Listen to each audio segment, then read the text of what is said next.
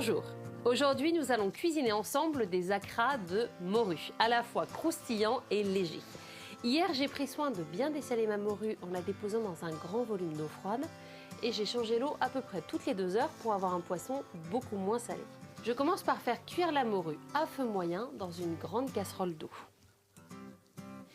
Dès que celle-ci arrive à ébullition, je sors le poisson avec une écumoire et je le dépose sur une assiette. Une fois qu'il est froid, je l'émiette avec les mains. Passons maintenant aux aromates. Je dépose dans le bol d'un robot un demi-oignon coupé en morceaux, une gousse d'ail et le persil.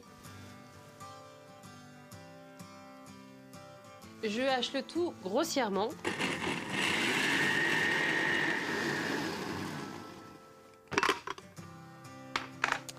Puis j'ajoute ce mélange d'herbes à la morue. Et je mets un peu de poivre.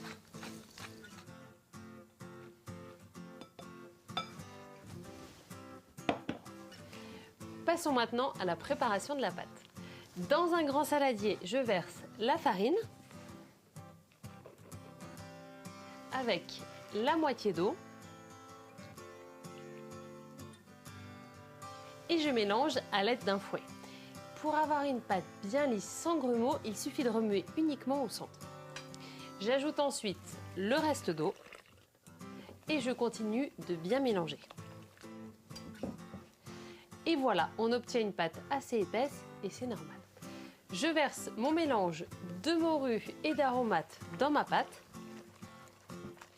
et je parsème le tout de quelques pincées de piment rouge. J'ajoute ensuite le bicarbonate et le jus d'un demi-citron vert.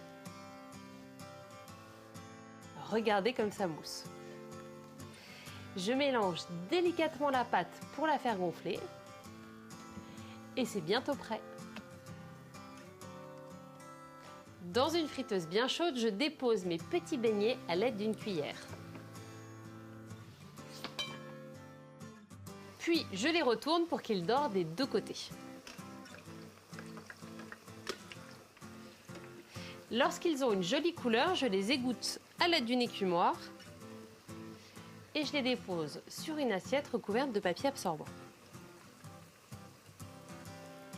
Voilà de délicieux acras faits maison. Et pour une entrée exotique, servez-les accompagnés de feuilles de salade. N'oubliez pas que la plupart des ingrédients de cette recette sont disponibles dans votre magasin Leclerc avec la marque Repère. Bon appétit et à bientôt!